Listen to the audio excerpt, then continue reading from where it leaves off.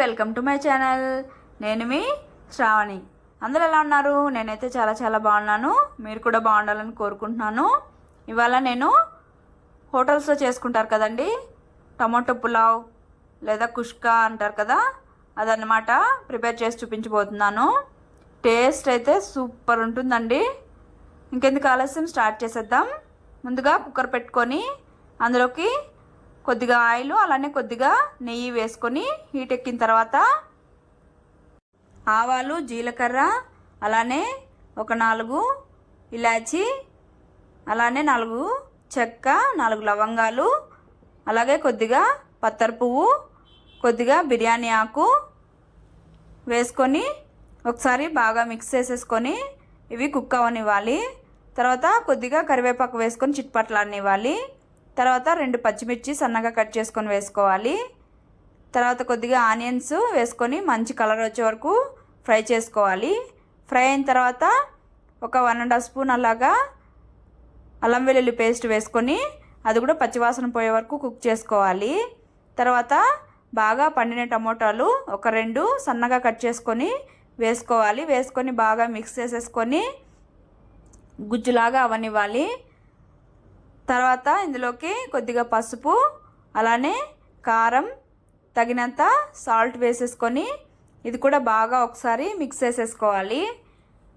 Mix చేసుకున్న తర్వాత ఒక గుప్పెడు పుదీనా, అలాగే కొద్దిగా కొత్తిమీర వేసుకొని కొద్దిగా ఒక 1/2 స్పూన్ అలాగా గరం మసాలా వేసుకొని ఈ మసాలాలన్నీ బాగా, అలానే పుదీనా కొత్తిమీర కూడా కుక్ అయ్యేంత వరకు మిక్స్ చేసుకుంటూ కుక్ చేసుకోవాలి.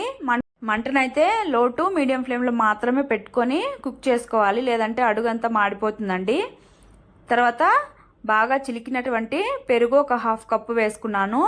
వేసుకొని ఇది కూడా బాగా మిక్స్ చేసేసుకోవాలి. కర్డ్ వేసుకున్నప్పుడైతే మంటను పెంచకండి, కర్డ్ అనేది విరిగిపోతుంది.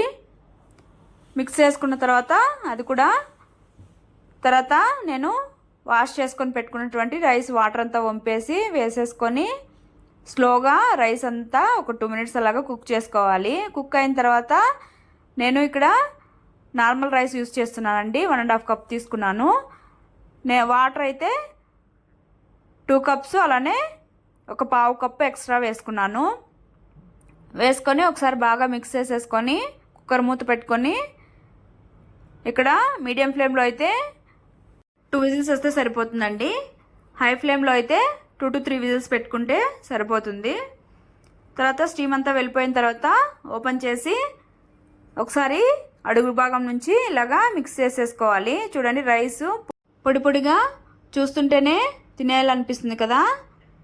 దీనికైతే సైడ్ డిష్గా ఏమీ అవసరం లేదండి, రైతా ఉంటే తినేయచ్చు అంతే.